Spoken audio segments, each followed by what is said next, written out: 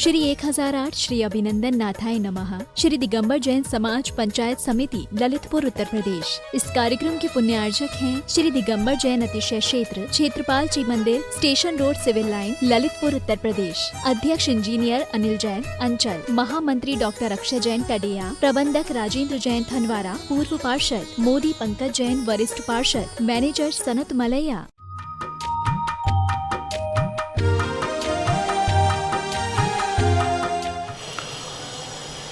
नमो अरिहन्ताणं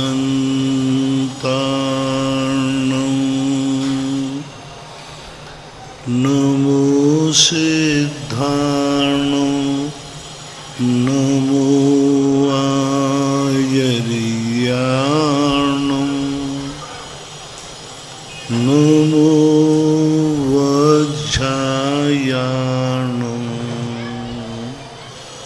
नमो लोये सवशाहूर्णम्।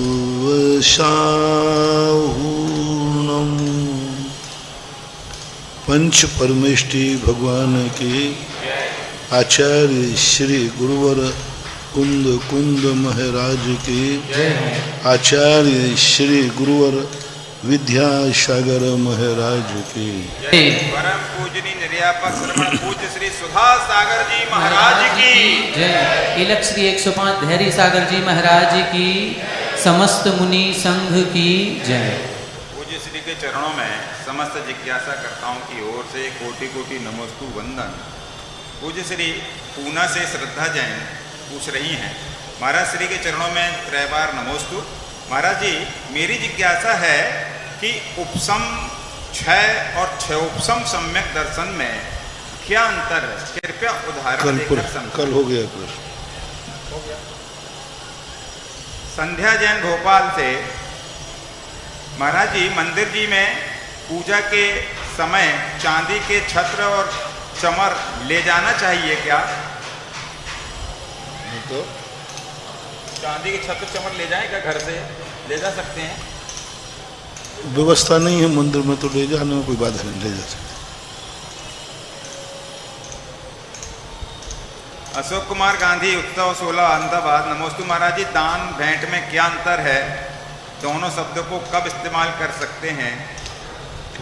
दान और भेंट में क्या अंतर है?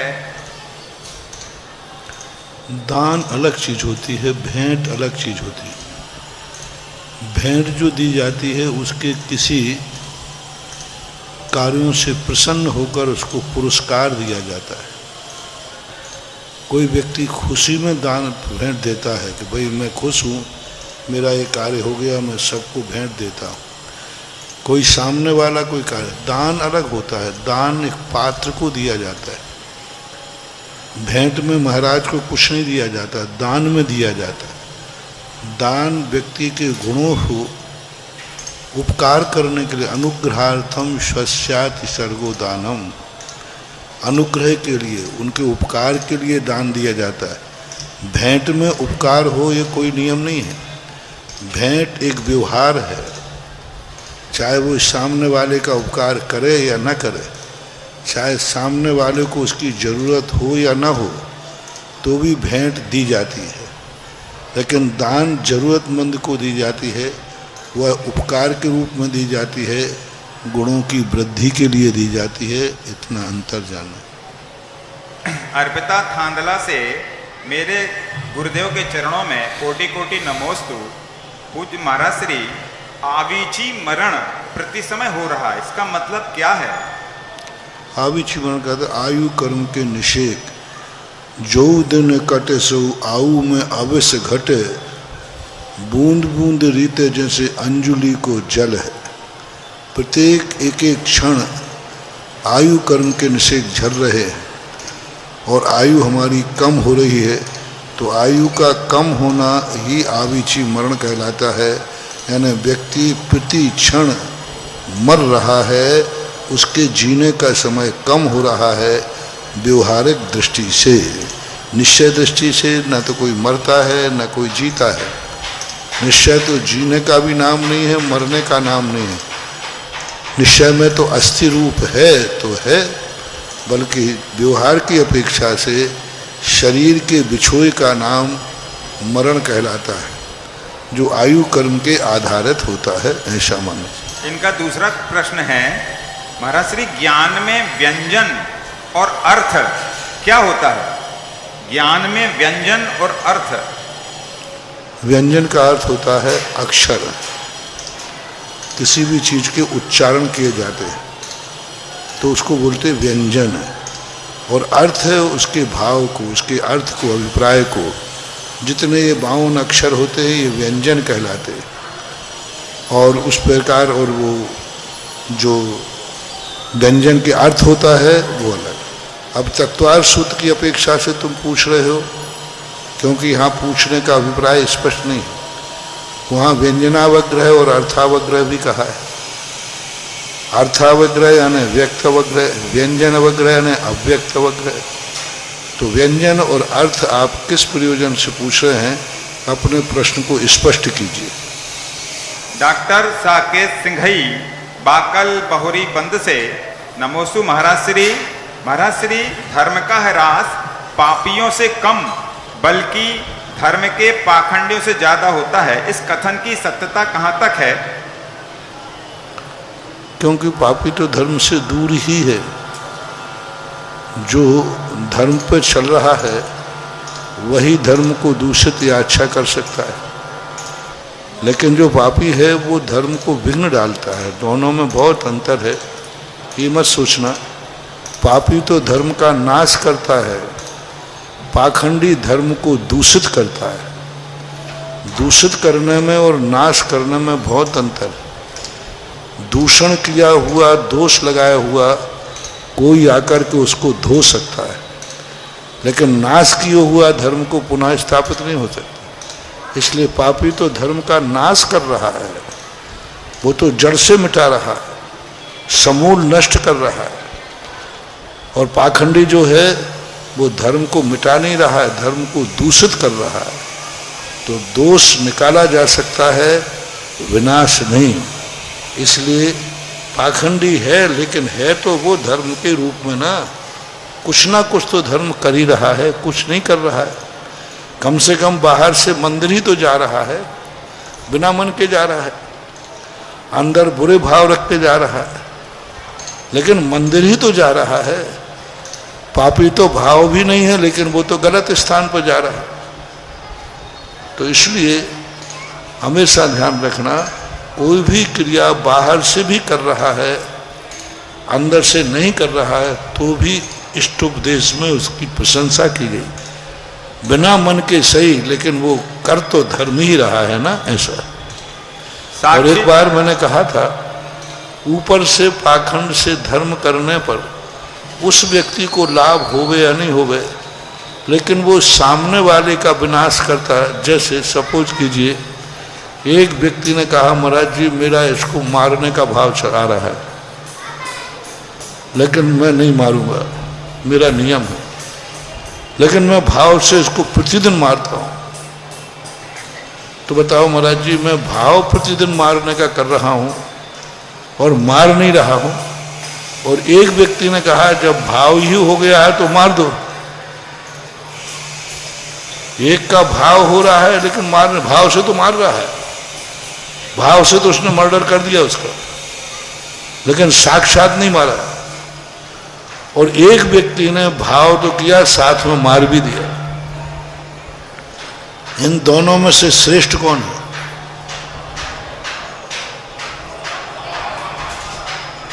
अच्छा कौन है? जिसने केवल भाव से मारा। कम से कम इसने अपने भाव बिगाड़े, सामने वाले की जिंदगी तो बची है। उसने तो भाव भी बिगाड़ दिए और सामने वाले को भी जिंदगी खत्म कर दी। इसने भाव बिगाड़े कि मैं इसको मारूंगा मारूंगा, मार डाला, तो इसको हत्या का दोष तो लगेगा, लेकिन सामने वाले की जिंदगी तो बर्बाद नहीं हुई।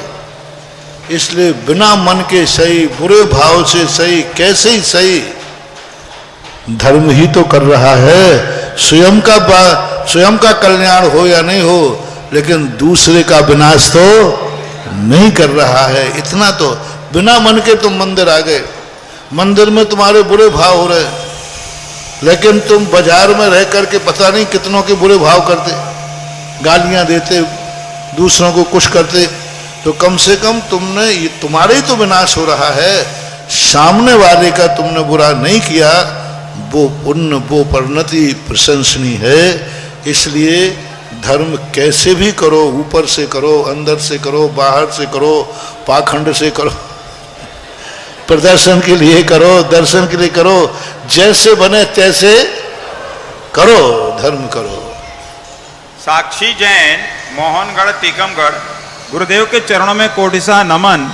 गुरुदेव, जिज्ञासा यह है कि मैं अपने आप को कैसे तरासूं कि पाने वाले को नाज हो और खोने वाले को अफसोस।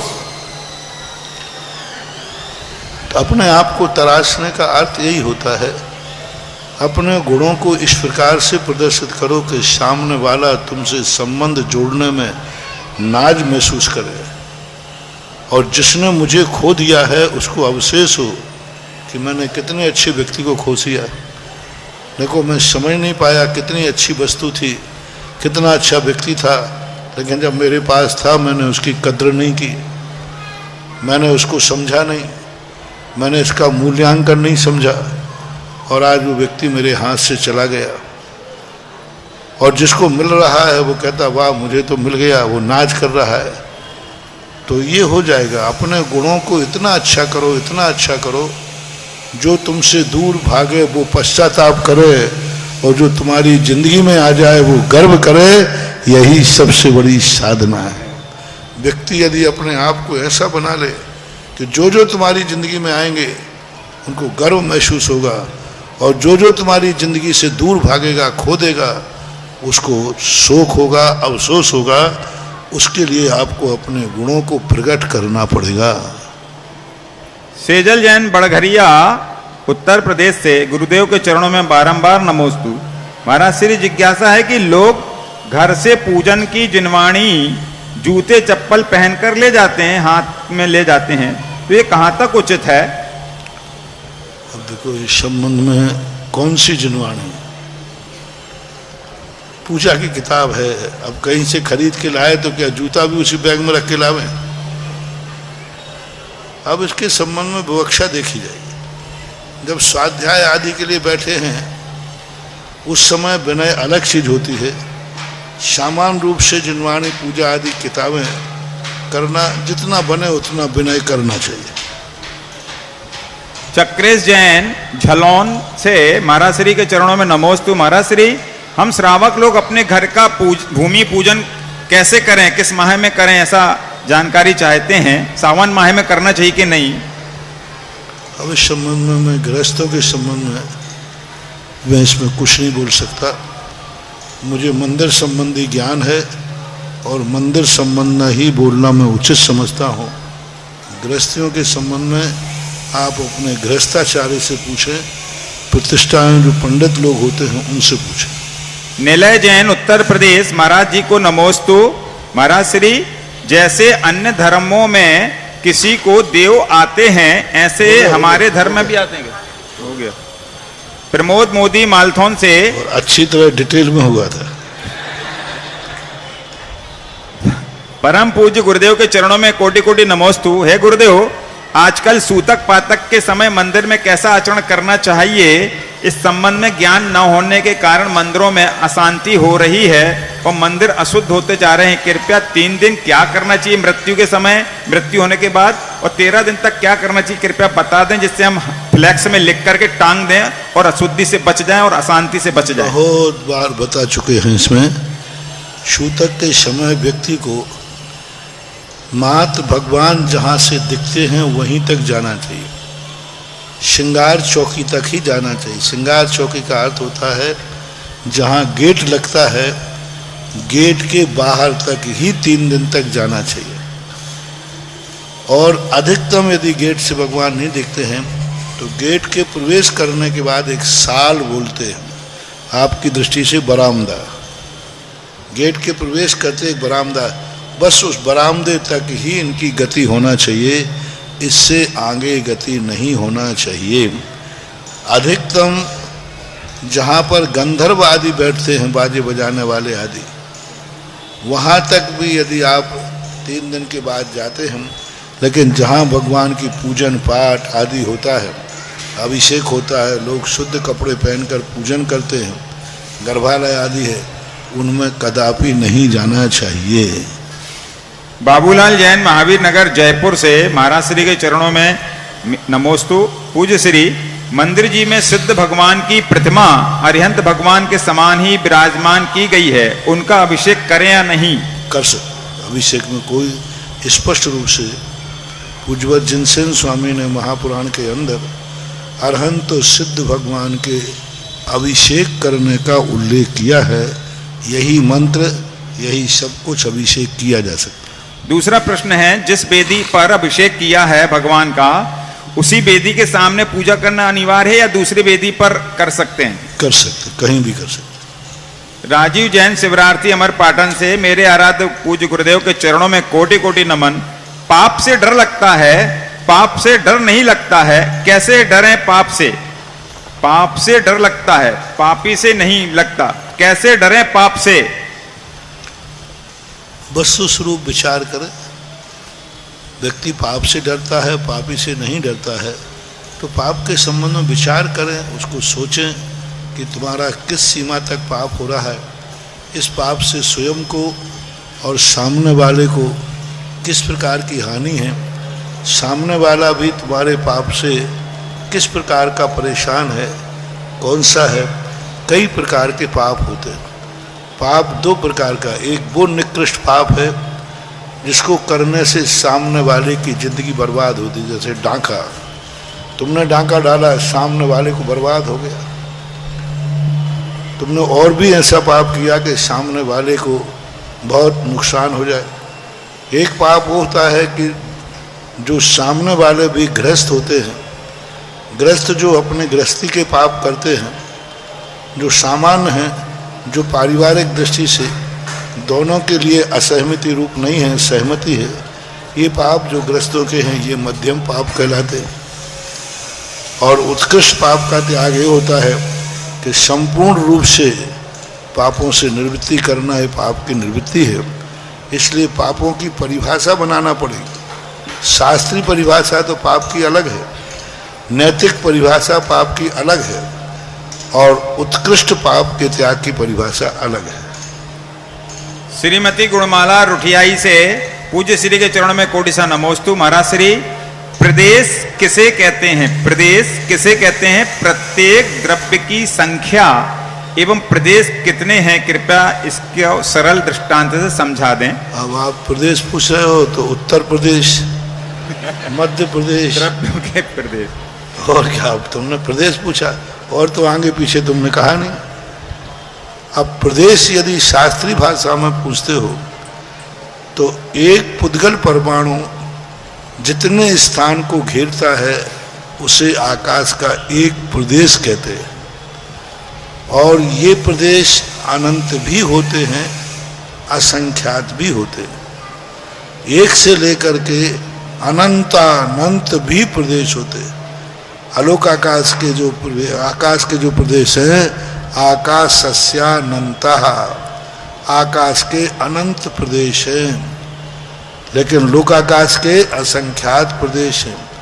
धर्म, अधर्म और जीव, इनके असंख्यात प्रदेश होते हैं।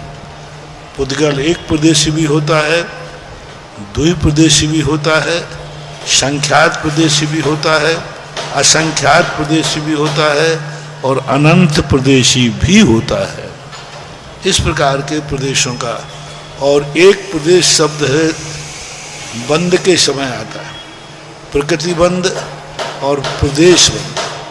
तो वहाँ प्रदेश बंद का अर्थ होता है एक समय प्रबद्ध जितने निषेकों को बनता है, और उन प्रदेशों की क्वांटिटी का नाम प्रदेश है। कितने प्रदेश समूह को इसने ग्रहण किया, कितना प्रदेशों को बांधा हुआ। प्रदेश तो अनंत अनंत वर्गणाएं हैं। उन वर्गणाओं में से जितनी वर्गणाएं जीव ग्रहण करता है उतनी वर्गणाओं को प्रदेश संज्ञा भी है। ऐसा प्रदेश शब्द प्रदेश क्षेत्र का भी नाम होता है, जैसे हमने कहा उत्तर प्रदेश, मध्य प्रदेश, तो आप कौन सा प्रदेश जानना चाहते हैं? मैंने तीनों बता दिए, जो तुम्हारी प्रश्न में हो वो फिट कर लेना है। दूसरा जिज्ञासा है, निश्चय काल को सरल तरीके से कैसे समझें? निश्चय काल जो है वर्तना रूप है। पर्यटनों जो द्रव्य संग्रह में आया ना, कि उसमें इस पर द्रव्य पर्यटन है, परिणमन जो हो रहा है प्रति समय, वर्तना जो हो रही है, ये वर्तना ही एक समय है जो हमारे ज्ञान का विषय नहीं है, केवली गम है। एक समय वर्ती जो वर्तना है वह किसी भी छद्मस्त का विषय है ही नहीं, आगम गम है। इसलिए निश्चय स्वरूप को आगम से ही जानना चाहिए, क्योंकि निश्चय स्वरूप वह कल्पना है, वह तत्व है जो हमारे मति शुद्ध ज्ञान से बाहर है। आगम से पढ़ करके ही हम जान सकते हैं। ऐसा अरुण जैन मुंबई से, महाराज श्री के चरणों में नमोस्तु। महाराज जी, यदि मुझे मंदिर में सामायिक करनी है तो भगवान जी सामने हैं, और तो हम चारों दिशाओं में प्रदक्षिणा किस प्रकार से करें? चारों दिशाओं की प्रदक्षिणा तो इसलिए करते हैं आप लोग, क्योंकि और भी तो भगवान हैं। सामने बड़ी भगवान है उस दिशा में, लेकिन जिस दिशा में भगवान तुम्हारे सामने बैठे हैं उसके पीछे भी कितने भगवान बैठे हैं। मान लो तुम मंदिर में कर रहे सामने, तो मंदिर के बाहर चले जाओ, पूरी दिशा में लोक के अंत तक चले जाओ, तृष्णाली के अंत तक चले जाओ, और भी तो भगवान बैठे होंगे। इसी सीध में पीछे कहीं और मंदिर होगा, इसी सीध में कहीं मुनिराज बैठे होंगे, इसी सीध में विधेय क्षेत्र में भगवान बैठे होंगे, इसी सीध में नंदीश्वर द्वीप के जिनालय पड़ जाएंगे। तो इसलिए आवृत तो आपको करना ही चाहिए, चाहे मंदिर हो या मंदिर के बाहर। ये प्रतिमा के सामने की बात कर रहे हैं, भगवान बैठे प्रतिमा के सामने भी आपको आवृत तो करना ही पड़ेगा। मैंने वही तो कहा, वेदी के सामने आप बैठे हैं तो वेदी के पीछे भी तो कोई मंदिर हो सकता है 100 किलोमीटर बाद से। इस सीध में जहाँ तुम्हारा सीध में चले जाओ, तृष्णाली के अंत तक कोई ना कोई मंदिर टकराई जाएगा। कोई नया मंदिर टकराएगा तो महाराज टकरा जाएंगे, शास्त्र टकरा जाएगा, जिनवानी टकरा जाएगी। तो मंदिर में भी ठीक है, यदि पृष्ठवादी का स्थिति बनती है तो बैठे बैठे भी, लेकिन वंदना आपको करना ही पड़ेगी, क्योंकि वो सामायिक का आप श्रावकों के लिए वो सामायिक विधि में, वहाँ किसी शास्त्र में ऐसा नहीं कहा भगवान या महाराज के सामने ये आवृत नहीं करना। इससे सिद्ध है कि करना चाहिए। प्रीति जैन रजवास सागर से, नमोस्तु गुरुदेव। महाराज श्री, आहार देते समय मन शुद्धि, वचन शुद्धि, काय शुद्धि कहने का क्या अभिप्राय है? आहार देते समय मन में कई शंकाएं रहती हैं, तो मन शुद्ध कैसे हो सकता है? और हम शुद्धि बोले बिना आहार नहीं दे सकते क्या? शुद्धि का अर्थ होता है हमारा अभिप्राय अच्छा है, खोटा नहीं है। मैं राग से, द्वेष से, कसाय से, मजबूरी में नहीं दे रहा हूँ, मैं शुद्ध भावों से दे रहा हूँ। मेरा अभिप्राय शुद्ध है, मेरा भोजन शुद्ध है। तो शुद्ध आत्मा के सामने अपने अभिप्राय को प्रकट करने के लिए यह नवदा भक्ति की जाती है। बिना शुद्धि के आहार नहीं दे सकते, हम नहीं ले सकते। श्रीमती माधुरी जैन बनगांव से, मेरे आराध्य गुरुदेव के चरणों में कोटि नमन। पूज्य श्री, आपने प्रवचन में बताया था कि जो बच्चे अपने माँ बाप से धन दौलत तथा सहयोग की कामना करते हैं वह कभी अच्छे नहीं बन पाते, परंतु महाराज जी सबसे ज्यादा अमीर वही होते हैं। और जो लोग अपने गुरु की वाणी को ही मानते हैं, तो वह व्यक्ति संकट आने पर भी अपने बड़ों से सहयोग की कामना ना करें। इसके लिए हमें क्या करना चाहिए? प्रवचन में दे चुका हूँ, आपके तर्क को भी समझाया है, आपकी मजबूरी को भी समझाया है। आप उस समय बड़े विस्तार से समझाया मैंने, अच्छी तरह समझाया।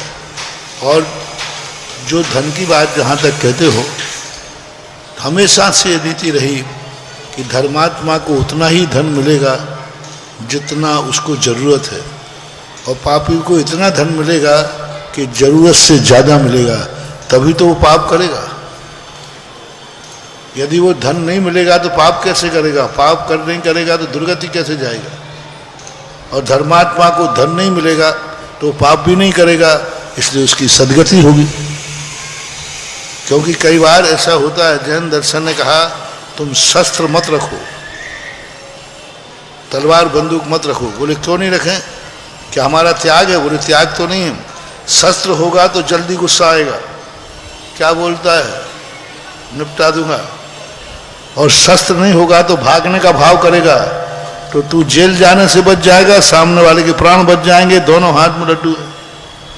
और तुम्हारे पास बंदूक टंगी है तो गुस्सा आ जाए तो नुकसान ही नुकसान होता है, इसलिए ऐसा मानना चाहिए। अंजलि जैन मवाना मेरठ यूपी से, गुरुदेव के नमोस्तु। पूज्य श्री, हमें व्रती बनने का भाव आए तो सबसे पहले कौन सी प्रतिमा लेना चाहिए और उसको पालन किस प्रकार करते हैं, नियम क्या क्या होते हैं? कम से कम 2 प्रतिमाएं होना चाहिए, 12 व्रत से ही शुरुआत होनी चाहिए। पहली प्रतिमा कोई प्रतिमा नहीं है, पहली प्रतिमा एक मानसिक मन की तैयारी है। संसार, शरीर, भोग, निर्वन्ना आदि से अपने मन को उदासीन करता है, लेकिन 12 व्रत जो दूसरी प्रतिमा है, यही महत्व है, यहाँ से शुरू होना चाहिए। जिज्ञासु गुप्त नाम, नमोस्तु महाराज श्री। निगोद से निकले हुए 923 जीव जो कि भरत चक्रवर्ती के पुत्र हुए थे, तो वो एक साथ गर्भ में कैसे आ गए? क्या इस प्रसंग में हम ऐसा समझ सकते हैं कि विक्रिया से, चक्रवर्ती जब विक्रिया करके शरीर बना रहा है, जन्म ले रहे हैं बच्चे, तो क्या उन मूल शरीर में उनके सप्त धातु रहती है उन बच्चों के? पहली बात तो है कि 923 पुत्र एक साथ ही जन्म गए, तो कोई एक रानी के पुत्र नहीं थे वो एक रानी के पुत्र नहीं थे, अनेक रानियों के पुत्र थे, और अनेक रानियों से उनकी उत्पत्ति हुई। तो अब उनका तो यही मानना चाहिए। हालांकि प्रश्न तुम्हारा एक इसलिए है कि वो एक साथ आए, बीच में कोई पर्याय, कोई कहीं से आ रहा, कोई कहीं से आ रहा, कोई कहीं से आ रहा, क्योंकि गंजाई के रूप में एक साथ उनका मरण हुआ था और किसी अन्य पर्याय में गए नहीं। तो एक साथ कम से कम 923 पत्नियों के गर्भ में आना पड़ेगा उनको। 923 अलग अलग आएंगे तो 923 में आएंगे। अब 923 में आए हैं तो आपका ये प्रश्न जायज है कि विक्रिया के द्वारा भी संतान की उत्पत्ति हो सकती है। इस 923 वाले प्रसंग में तो हो सकती है, क्योंकि निगोद से निकलने का मात मान लेते हैं, तो ये 923 पुत्र एक साथ ही निकले हैं, सो बात नहीं। 2 प्रसंग अलग अलग हैं। निगोद से निकल के आए हैं जीव तो बन जाएगा, क्योंकि एक साथ ही निकल के आए हों ऐसा कोई जरूरी नहीं है। 923 कोई आज आया, कोई कल आया, कोई 8 दिन बाद आया, कोई 6 महीने बाद आया, तो क्योंकि ये कहीं नहीं लिखा कि सभी जीव एक उम्र वाले थे, सबका बर्थडे एक था जन्मदिन एक था, ऐसा तो आगम में कहीं मिला नहीं। इसलिए निगोद से सीधे निकल के आएंगे तो फिर ये समस्या ठीक है, मूल शरीर। लेकिन गंजाई पर्याय के बारे जो आचार्यों ने कथन किया, तो 923 पुत्र पहले गंजाई बने और गंजाई में हाथी के पैर के नीचे कुचल करके फिर 923 गंजाइयाँ मर करके एक साथ फिर किसी अन्य पर्याय में नहीं गए, एक साथ आए। तो इस प्रसंग को यदि अपन चिंतन करते हैं, सोचते हैं, तो जरूर ये संदेह की सुई विक्रिया की तरफ जाती है कि विक्रिया शरीर से भी शायद संतान की उत्पत्ति होती हो। हालांकि इस संबंध में आगम मौन है। आगम में ये भी नहीं कहा कि विक्रिया से उत्पत्ति नहीं होती, ये भी नहीं कहा होती है। आगम इस संबंध में कुछ भी कथन नहीं कर रहा है, तो अपन विचार जरूर कर सकते हैं। आपका प्रश्न बहुत जायज है, लेकिन एक मत के अनुसार जायज है जिसमें गंजाई से आएंगे तो ये प्रश्न आएगा, और डायरेक्ट निगोद से आएंगे तो फिर इसका समाधान हमने बता ही दिया कि वे एक साथ नहीं आए थे, क्रम से आए थे, लेकिन फिर भी 5-6 महीने का अंतराल कोई अंतराल नहीं कहलाता। विद्या जैन बड़ा गांव धसान से, नमोस्तु गुरुदेव। गुरुदेव, जब कल्प वृक्षों ने भोग सामग्री देना बंद कर दिया था और जनता दुखी होने लगी थी, तब स्वयं राजा नाभिराय ने जनता से कहा था कि इस समय आदि कुमार सबसे ज्यादा ज्ञानवान है, वही समाधान बताकर सबका दुख दूर कर सकते हैं। तो मेरी जिज्ञासा है, महाराजा समुद्र विजय और रानी शिवा देवी ने नेमी कुमार से क्यों नहीं कहा इस समय आप सबसे ज्यादा ज्ञानवान हैं, अतः इस नगर और परिवार का दुख दूर करो और अपने दिव्य अवधिज्ञान से बताओ कि रुक्मणी का पुत्र इस समय कहां है? क्योंकि उस समय उनकी उम्र बहुत छोटी थी। जिस समय प्रद्युम्न की स्थिति बनी उस समय, इस समय आदिनाथ की उम्र बहुत ऊंची हो चुकी, बहुत बड़े हो चुके थे। नेमिनाथ के जीवन की वो घटना घटी जब उनकी उम्र बहुत छोटी थी, और उस छोटी उम्र में इस प्रकार की स्थिति न बता सकने के कारण से, अब बालक है, भली वो जानते होंगे लेकिन बोल नहीं पाए होंगे। उस समय नेमिनाथ भगवान की उम्र कितनी थी जिस समय प्रद्युम्न का अपहरण हुआ, और प्रद्युम्न का अपहरण हुआ उस समय क्या नेमिनाथ मौजूद थे? ये बात हम कैसे कह सकते हैं? क्या नेमिनाथ भगवान मौजूद थे जब प्रद्युम्न का अपहरण हुआ? क्योंकि प्रद्युम्न जो है रुक्मणी का पुत्र था, और रुक्मणी का जब विवाह हुआ है कृष्ण जी से, उस समय नेमिनाथ भगवान का जन्म ही नहीं हुआ।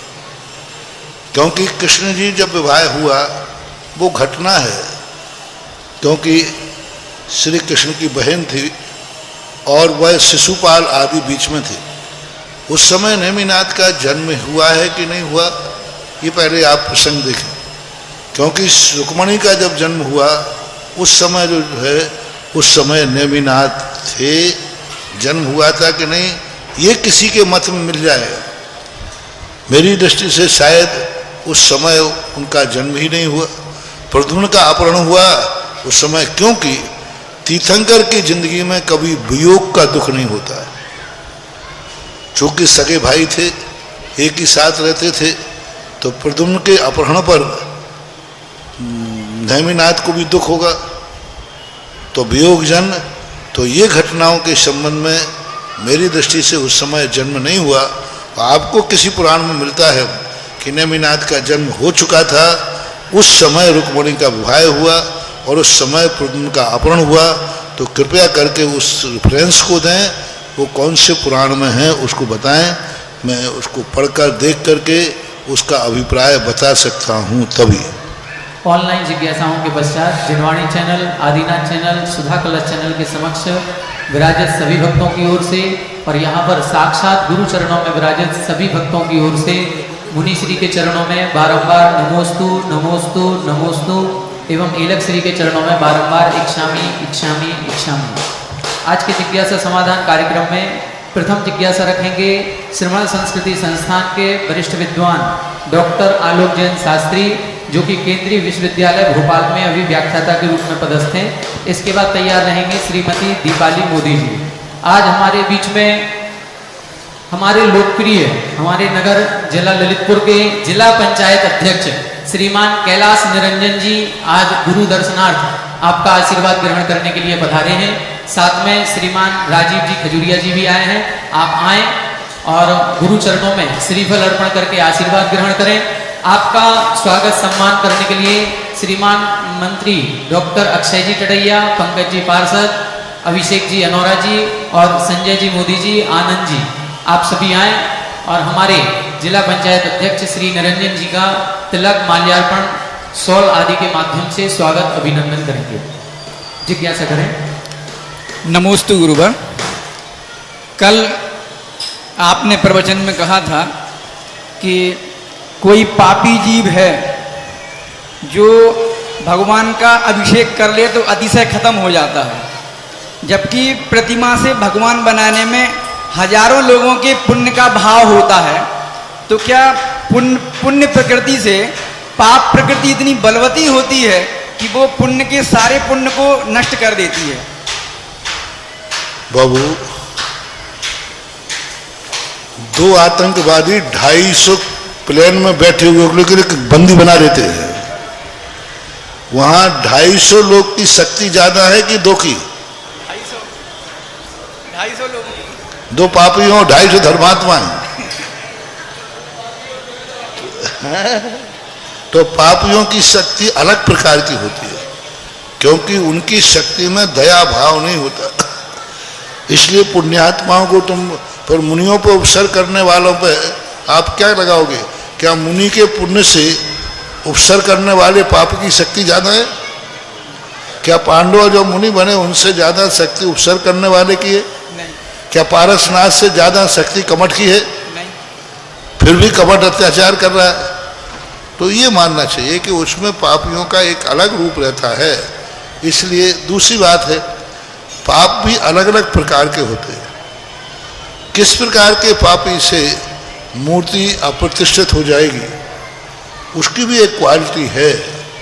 जो जन्म जन्म से इस प्रकार के अशुभ कर्म लेके आते हैं, उनके माध्यम से जानना चाहिए।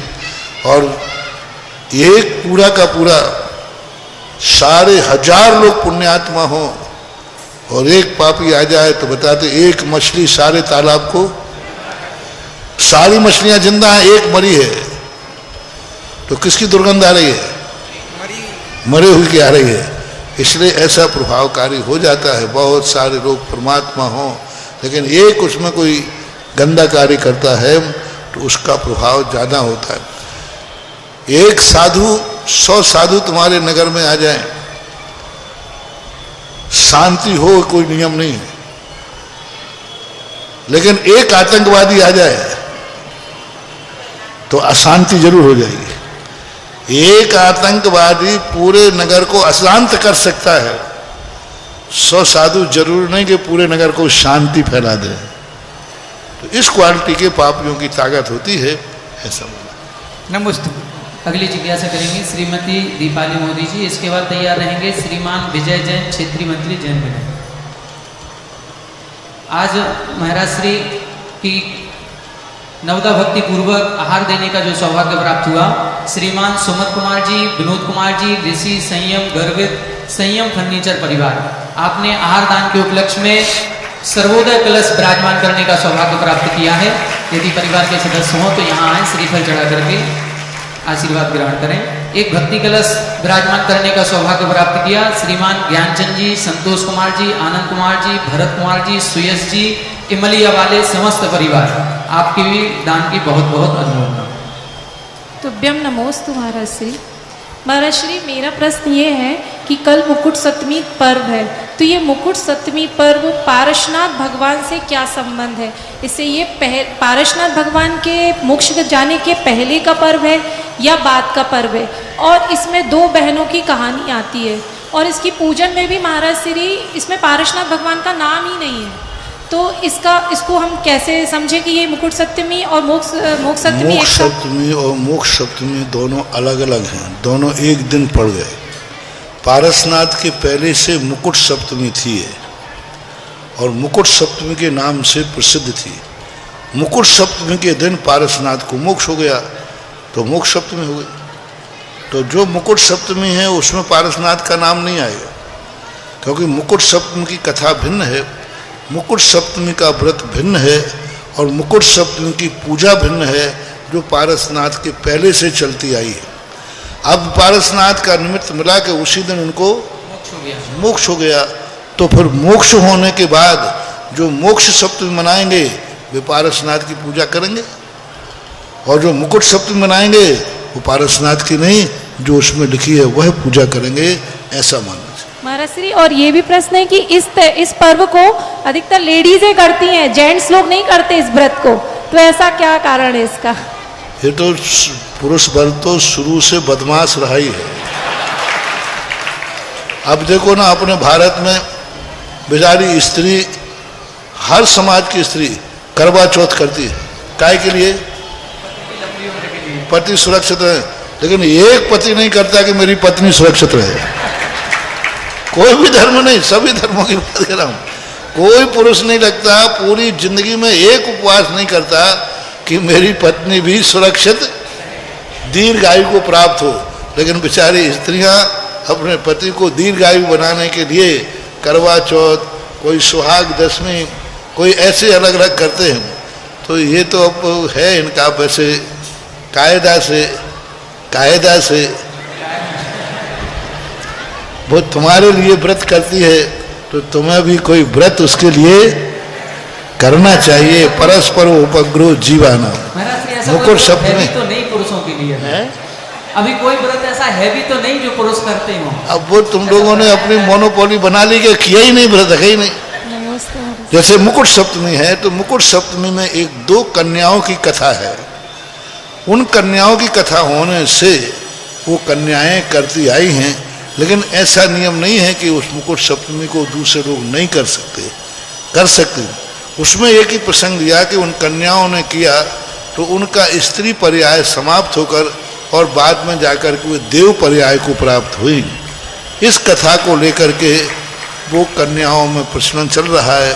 अब रूढ़ी तो यही है, लेकिन करना चाहें चलो कोई बात नहीं। ये मुकुट सप्तमी करते हो तो मोक्ष सप्तमी कर लो, कर सकते। नमोस्तु महाराज। जिज्ञासा करेंगे श्रीमान विजय जैन क्षेत्रीय मंत्री जनमिलन। इसके बाद जिज्ञासा करेंगे हमारे लोकप्रिय जिला पंचायत अध्यक्ष श्रीमान कैलाश निरंजन जी। महाराज श्री, हमारा क्षेत्रपाल मंदिर जो है ये अक्षय क्षेत्र तो पता नहीं कब से है, और इस अक्षय क्षेत्र को आपने अकृत्रिम चैत्यालय का रूप दिया 2012 में, जब से ये अकृत्रिम चैत्यालय हो गया। और अब तो महाराज श्री ये सिद्ध क्षेत्र भी बनने वाला है, क्योंकि यहाँ पर कल जो मुकुट सप्तमी का कार्यक्रम होगा इसके लिए बहुत सुंदर प्रतिकृति बिल्कुल सम्मेद शिखर जी की शाश्वत तीर्थ सम्मेद शिखर यहाँ पर बनाया गया है। और कल का जो कार्यक्रम होगा वो कल का कार्यक्रम ललितपुर नगरी में नहीं होगा, वो कल का कार्यक्रम शाश्वत सिद्ध क्षेत्र भूमि सम्मेद शिखर में ही होगा। ये महाराज श्री सम्मेद शिखर जैसा नहीं है, ये हमारे लिए तो सम्मेद शिखर ही है। और महाराज श्री ऐसा लग रहा है कि ये जो मंच बना है ये आपकी दीक्षा स्थली ईसरी हो और ये हमारा शिखर जी है, जहां से आप यहां से ही दर्शन करेंगे। कल की जो पूजन होगी सुबह 6:30 बजे से वहीं सम्मेद शिखर जी के प्रांगण में होगी, और वहीं पर मुकुट सप्तमी की भी पूजा विधान किया जाएगा और मोक्ष सप्तमी की भी होगी। पार्श्वनाथ भगवान का निर्वाण लाडू भी चढ़ाया जाएगा। पूज्य मुनिश्री का सानिध्य प्राप्त होगा, जिसमें अभिषेक शांति धारा भी वहां पर की जाएगी। संगीतमय पूजन होगी अष्टद्रव्य से, जैसे हम लोग सभी लोग हमेशा से करते आए हैं उसी तरह से। तो सम्मेद शिखर जी, ऐसी सम्मेद शिखर जी महाराज ने बनाई है जिसमें दोनों नाले भी बह रहे हैं और भाताग्रह भी बनाया है कि जब वंदना करके हम लौटेंगे तो भाताग्रह में बूंदी और सेव का नाश्ता मिलता है, वो भी आप सभी को यहाँ पर प्राप्त होगा। सारी बिल्कुल व्यवस्थाएं सम्मेद शिखर जैसी हैं। और यहाँ शांति धारा होगी। अभिनंदन नाथ भगवान के कल नहीं होगा, फिर यहीं करेंगे। ये तो आप जैसा कहेंगे वैसा होगा। अब मुझे क्या मालूम है, तो व्यवस्था है आप लोगों की। नहीं, वहां पर भी करके और फिर यहाँ पर कर लेंगे। कल वहां पर थोड़ा सा जल्दी कर लेंगे या यहाँ पर जल्दी करें, आप जैसा निर्देश करेंगे वैसा। अब व्यवस्था देख लो, वहां करके फिर यहाँ करोगे ऐसा। हाँ ठीक है जी। परम आराध्य गुरुवर के चरणों में मेरा सपरिवार बारंबार नमोस्तु नमोस्तु नमोस्तु। भारतीय जैन मिलन परिवार की तरफ से भी बारंबार नमोस्तु नमोस्तु नमोस्तु। हे गुरुदेव, मेरा प्रश्न समाज की एक ज्वलंत समस्या जो आजकल बहुत तेजी से व्याप्त हो रही है उसकी तरफ है। जो लोग गुरुदेव आज जो शहर में रहते हैं वो अपने बेटे की शादी तो छोटे शहरों में, कस्बों में, गाँवों में भी कर लेते हैं, लेकिन जब बेटी की शादी का प्रश्न आता है तो अपनी बेटी को छोटे शहरों में, गाँवों में, शहर या कस्बों में देना नहीं चाहते। यहाँ तक कि विडंबना ये भी है कि जो परिवार कस्बों में और गाँव में रहते हैं वो भी अपनी बेटी की शादी अन्य कस्बों या गाँव में नहीं करना चाहते। तो इसके बहुत दुष्परिणाम भी सामने आ रहे हैं, जो आए दिन घटनाएं देखने को मिलती हैं। तो गुरुदेव, इस समस्या का क्या समाधान है? इस संबंध में मैं आपसे पूछना चाहता हूँ कि यदि आपकी बेटी होगी या है तो आप उसको कहाँ देना चाहेंगे? महाराज, हमने तो तीनों बेटों की शादी अपने ही हिसाब से दी है। नहीं, वो नहीं, देखो ये क्या है, बाप बेटे का मामला है, बाप बेटी का मामला। हर बाप अपनी बेटी को सुखी देखना चाहता है, हर सुविधाओं से युक्त देखना चाहता है। ग्रामों में एजुकेशन, मेडिसिन ये स्थितियां नहीं हैं। ग्रामों के वातावरण दूसरे ढंग का बनता जा रहा है। तो माँ बाप को एक सोचना कोई गलत नहीं है। बात यह है कि गांव की तरफ जाने के लिए बहुत कुछ अपने मन को कंट्रोल करना पड़ेगा।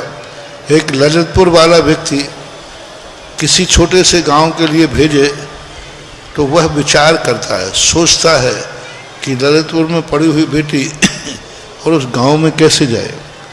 तो इसके संबंध में हमने बहुत विचार किया, लेकिन जब माँ बाप की ममता की तरफ देखा तो मैंने इस संबंध में कहना छोड़ दिया, क्योंकि माँ और पिता का जब हमने अंतस चेतना पड़ी, उनकी अंतर परिणाम पड़ा, तो 99 क्या 100% माता पिताओं में अपनी बेटी को उच्च स्थान पर बैठने के ही भाव, जहाँ सब प्रकार की सुविधाएं हों। अब इस संबंध में आप लोग ही कोई फैसला कर सकते हो, क्योंकि आपकी अनुभूति का विषय है, आपको खुद अनुभव में है, क्योंकि बेटा बेटियां आपके भी हैं, तो विचार कर सकते हैं। अगली जिज्ञासा रखेंगे हमारे लोकप्रिय जिला पंचायत अध्यक्ष श्रीमान कैलाश निरंजन जी। इसके बाद तैयार रहेंगे कुमारी सौम्या जी। महाराज जी नमस्तु। मेरा निवेदन ये है कि हमारे यहाँ ललितपुर जिले में सबसे ज़्यादा जैन समाज है, वो पीढ़ी दर पीढ़ी चला आ रहा है कि जैन समाज प्याज नहीं खाती है। इसका क्या कारण है? दूसरा हमारा आपसे निवेदन है कि ये भी जिज्ञासा है हमारी, ये कैसे पता मनुष्य जीवन में लगे कि कौन सा व्यक्ति स्वर्ग को जा रहा है, कौन सा व्यक्ति नरक को जा रहा है। आलू और प्याज के संबंध में जहाँ तक विचार है, दो प्रकार का है। एक तो जमीन के अंदर होने से उसमें जीवों की राशि बहुत ज़्यादा पड़ती है।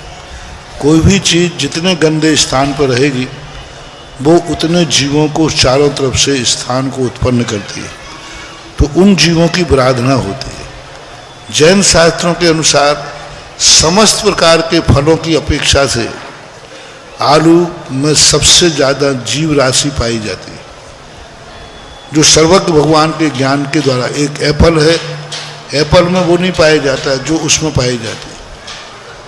जो प्याज है, चूँकि वह गणंत होने के साथ साथ तामसी भी है, और तामस होने से उसको खाने के बाद व्यक्ति के विकृत परिणाम होते हैं, उसके परिणामों में उत्तेजनाएं आती हैं, उसको खाने के बाद उसके मन में क्रूर भाव आता है। इसलिए आप अक्सर कर देखना मांसाहारी लोग प्याज को ज़्यादा पसंद करते हैं।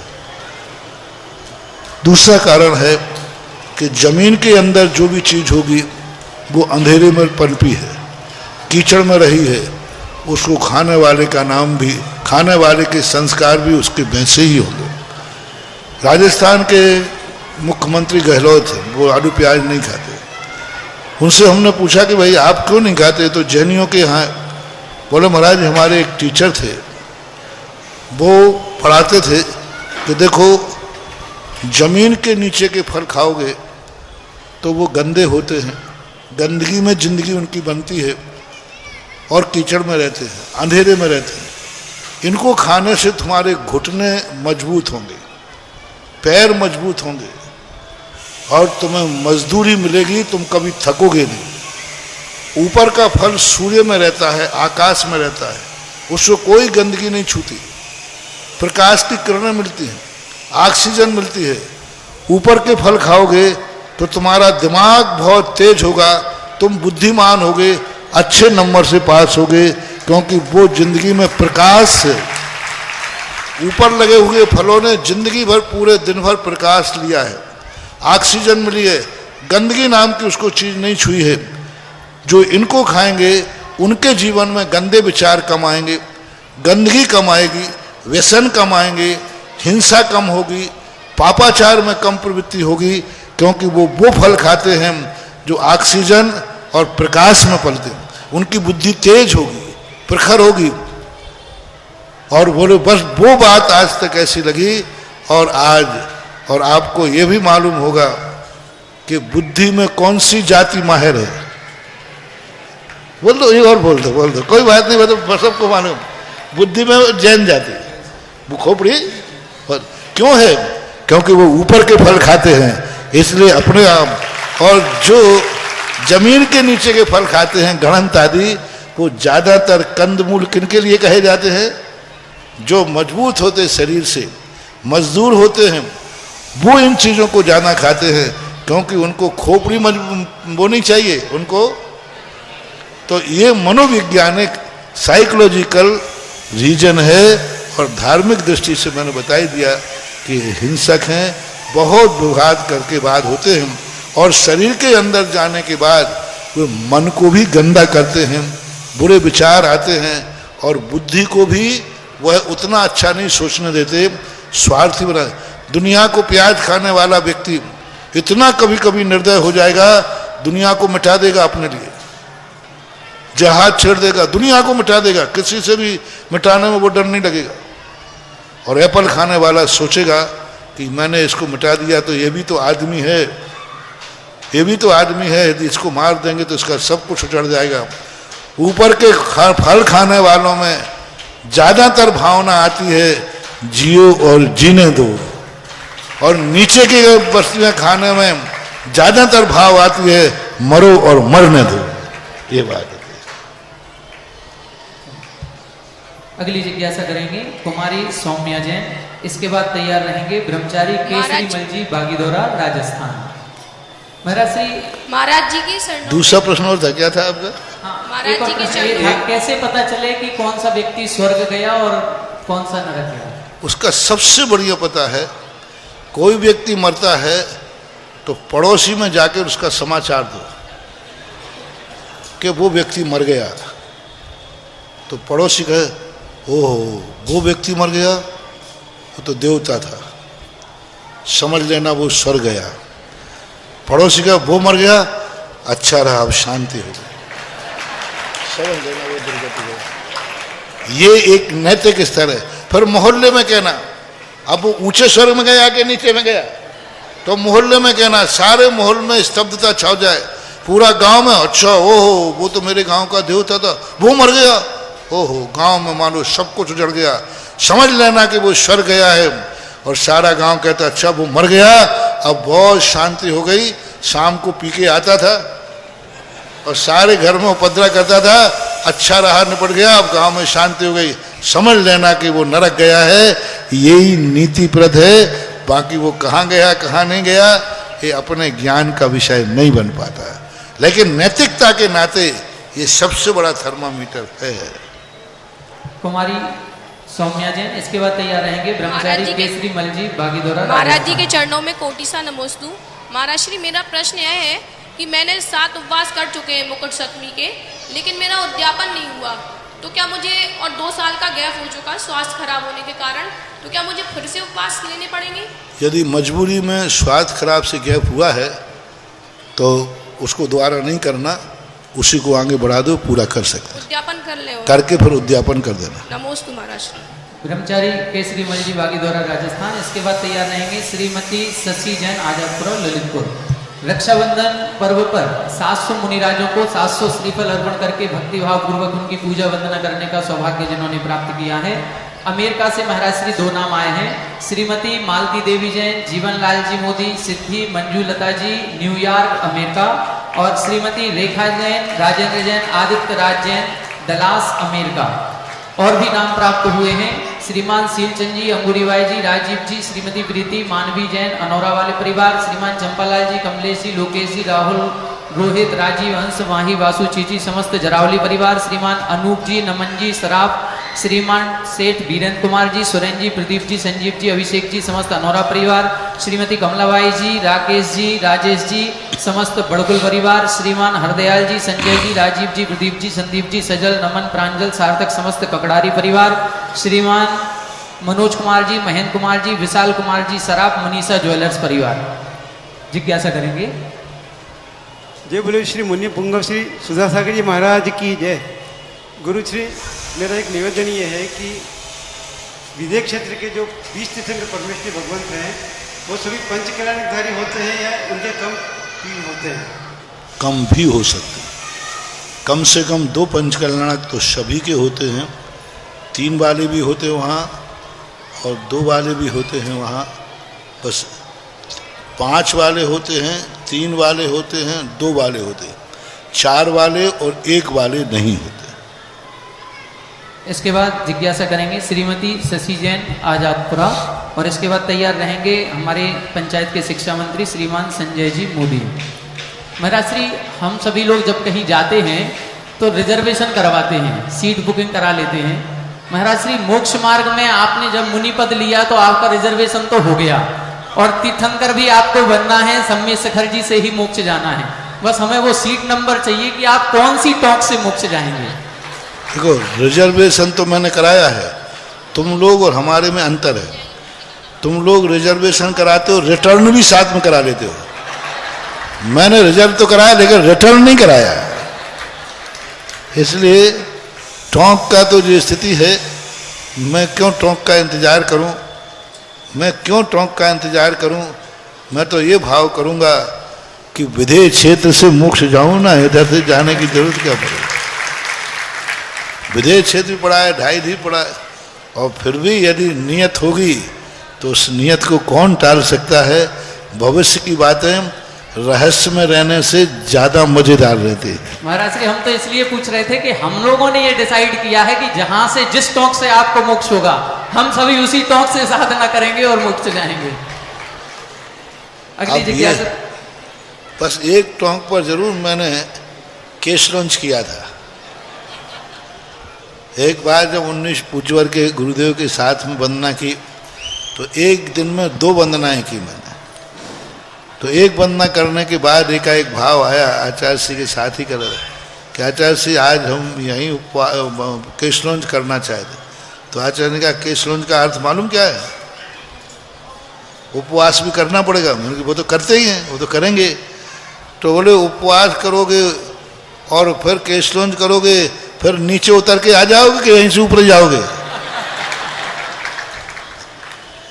तो हमने कहा नहीं, हम लोगों ने 2 महाराज थे तो हम वहाँ केस लॉन्च किया पारसनाथ टोंक के पार जाकर के। नीचे वृक्ष के नीचे कोई राख नहीं थी, कुछ नहीं थी, कोई कागज पत्तर, वहीं मिट्टी में बैठ गए, मिट्टी उठाते जाएं, मिट्टी लगाते जाएं, केस लॉन्च भी ऐसे ही छोड़ते गए, कहाँ गए पता नहीं चला। उस दिन केस लॉन्च ऐसा लग रहा था जैसे साक्षात ठीक पारसनाथ ऊपर बैठे हैं और मैं वहाँ बैठा हूँ।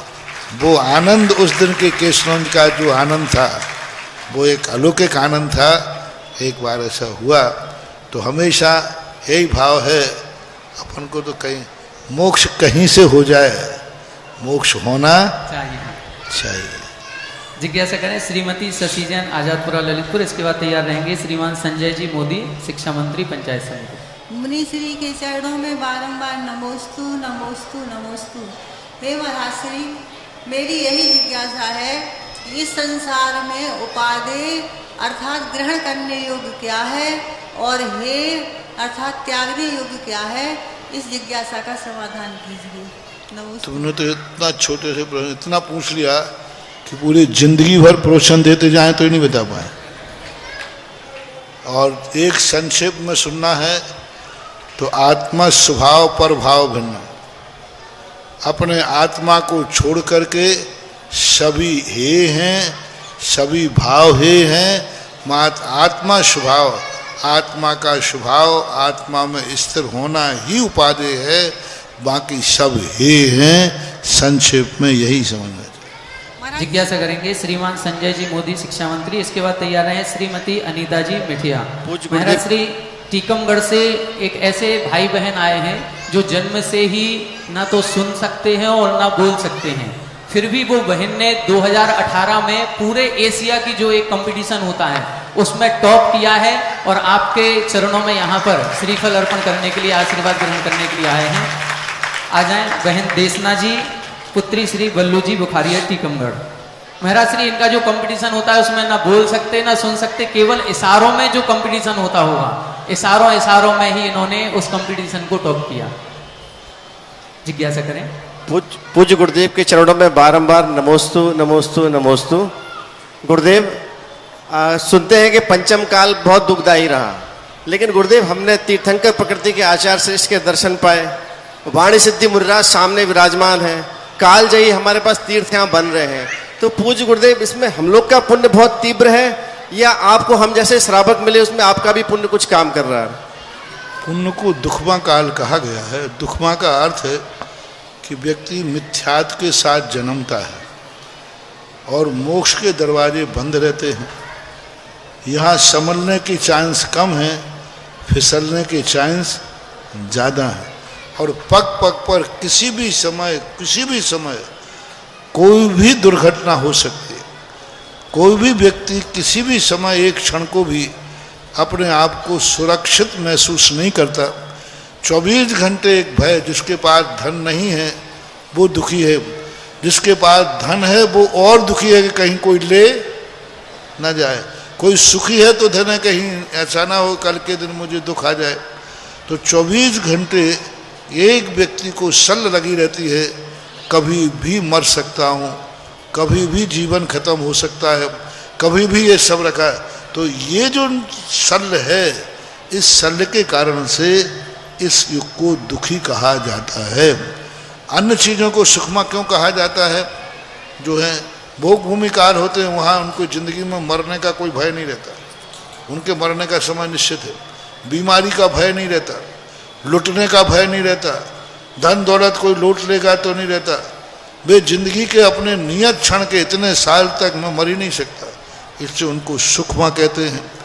और बीच का काल जो होता है उस चौथे आदि काल में, उसमें सुख भी है दुख भी है। कुछ लोग इतने सुखी हैं कि जीवन को अपना सुख में व्यतीत करते हैं, तो इस अपेक्षा से इसको दुखमा कहा जाता है। बाकी ये जो वर्तमान में धार्मिक आयतन हैं, इस पंचम काल की भी प्रशंसा की गई है। पंचम काल की बल्कि कई स्थानों पर तो चौथे काल से भी आगे पंचम काल की महिमा गाई गई है। एक सौधर्मेंद्र साक्षात तीर्थंकर का असंख्यात पंचकल्याणक करता है, असंख्यात पंचकल्याणक करता है। और एक पंचम काल का जीव एक मूर्ति का जिंदगी में एक बार पंचकल्याणक करता है, तो उस देवता जो असंख्यात पंचकल्याण साक्षात तीर्थंकर के बनाए, उससे ज्यादा पुण्य का बंध ये करता है जो एक कर रहा है। और मूर्ति क्या कर रहा है? एक बार सौधर्मंद बना, वो सौधर्मंद तो इतने पंचकल्याणक करता है। एक बार कुबेर बना, एक बार ईशानंद बना, एक बार सनत कुमार महेंद्र लोकांतक आदि बना। तो उस सौधर्मेंद्र से भी ज्यादा ये पंचम काल का जीव पुण्यार्जन करता है। उनके असंख्यात पंचकल्याणक और तुम्हारा एक पंचकल्याणक उनसे कई गुना ज्यादा महत्वपूर्ण है और पुण्यवान माना जाता है, ऐसा माना जाता है। श्रीमती अनीता जी मिठिया, इसके बाद तैयार रहेंगे भाई श्री राज्य।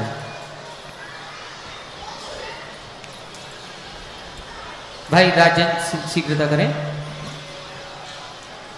11,000 रुपए की राशि से जिन्होंने श्रीफल अर्पण करने का सौभाग्य प्राप्त किया है, श्रीमान देवेंद्र कुमार जी, श्रीमती मीनू जी, लीना पुत्र जयेश जी अजमेर, श्रीमान आदेश कुमार जी, सुनील कुमार जी, समस्त रोणावाले परिवार, श्रीमान सुमत चंद जी सराब, संतोष जी, विशाल जी, सोनिया, सौरभ, रूही, समस्त सत्यवादी आश्रम सराब परिवार, श्रीमान विनोद जी, शीला जी जैन मुजफ्फरनगर, श्री एकांश जी, नीरज जी, आकांक्षा जी, गर्भित जैन चेची चित्तौड़गढ़, श्रीमान अखिलेश जी, रितेश जी, रजनीश जी, तीर्थेश जी, समस्त गधियाना परिवार, श्रीमान विमल चंद जी, अनिल जी, महेंद्र जी, मनोज जी, आनंद जी, अमित जी, मनीष, आशीष, अंकित, समस्त पंचम नगर परिवार, श्रीमान ज्ञान प्रकाश जी, रजनी, नेहा, स्वाति, सीए श्रेष्ठ जी जैन, समस्त रतन रेजिडेंसी तिलक नगर कानपुर, श्रीमान नरेंद्र जी, किरण जी, नितिन जी, कीर्ति जी, भव्या सिंह जी चढ़ऊ वाले परिवार, श्रीमान गुलाब चंद जी, प्रसन्न कुमार जी ठोकुरिया, नारनौली सीकर राजस्थान, श्रीमती कमला जी, मुकेश कुमार जी, आनंद जी, अनिल जी कोड़ावने वाले ललितपुर परिवार। गुरुदेव के चरणों में बारंबार नमोस्तु। गुरुदेव, जिन धर्म की प्रभावना मुनि अवस्था में ज्यादा हो सकती है या गृहस्थ अवस्था में? प्रभावना के अलग अलग रूप होते हैं। मुनि अवस्था से त्याग तपस्या की प्रभावना हो सकती है और गृहस्थ के द्वारा जिनेन्द्र देव की महिमा की प्रदर्शना हो सकती है, क्योंकि वह जिनेन्द्र देव दान पूजा के माध्यम से वो धर्म की जिनेन्द्र देव की प्रभावना कर सकता है और साधु अपनी त्याग तपस्या से कर सकता है। दोनों का प्रसंग अलग है, दोनों की लाइन अलग है, दोनों का कंपटीशन एक नहीं हो सकता, दोनों के कंपटीशन अलग अलग होते हैं। साधु का क्षेत्र अलग है और श्रावक का शेत अलग है। साधु त्याग तपस्या से धर्म की प्रभावना करता है और गृहस्थ धन दौलत से धर्म की प्रभावना करता है। जिसलिए शास्त्रों में कहा गृहस्थ सबसे ज़्यादा दान और बड़ी बड़ी पूजाओं और विधान से धर्म की महिमा प्रकट करता है। ऐसा आज के कार्यक्रम की अंतिम जिज्ञासा करेंगे श्रीमती मनीषा जी अनौरा वाले। एक और 11,000 रुपए की राशि से 700 श्रीफल अर्पण करने का सौभाग्य प्राप्त किया। श्रीमान ओमराव सिंह जी, मैनाबाई जी, चमन सिंह जी, कांता जी, मनीष जी, रचना, लोकेश, मीनाक्षी, भुव्यांश, लक्षद्वीप, लाखन, कोटड़ी, अजमेर, राजस्थान से। जिज्ञासा करें। नमोस्तु महाराज जी, हमारी जिज्ञासा है महाराज जी, शंका समाधान और जिज्ञासा समाधान में क्या अंतर है?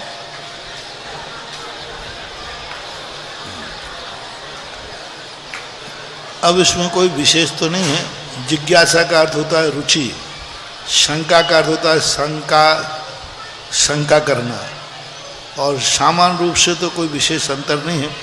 लेकिन जिज्ञासा में जिज्ञासा जागती है शंका में, और उसमें कहा जाता है जिन वच में शंका न धार, जिन भगवान के वचनों में शंका नहीं करना, जिज्ञासा करने में कोई बाधा नहीं है, इसलिए इसको जिज्ञासा समाधान। आज का जिज्ञासा समाधान कार्यक्रम यहीं पर संपन्न होता है। आज की आरती करने का सौभाग्य जिन्होंने प्राप्त किया है श्रीमान प्रशांत जैन, अध्यक्ष सर्वोदय न्यास इंदौर, के नीता जैन। आप सपरिवार यहाँ पर आगे आएंगे, गुरुवर की आरती करेंगे, और अन्य महानुभाव जितने भी हैं सभी पीछे रह करके ही श्री गुरुवर की आरती करेंगे। आ जाएं इंदौर निवासी परिवार जिन्होंने कल अपना नाम लिखवाया था। आपसे पहले क्या उपस्थित है? हाँ, आइए। कल प्रातः मोक्ष सप्तमी मुकुट सप्तमी का कार्यक्रम ठीक 6:30 बजे आप सभी को यहाँ पर उपस्थित होना है। 6:30 बजे से यहाँ पर अभिषेक पूजन शांति धारा का कार्यक्रम प्रारंभ हो जाएगा। आप सभी समय का विशेष ध्यान रखें। आरती प्ले कर दें।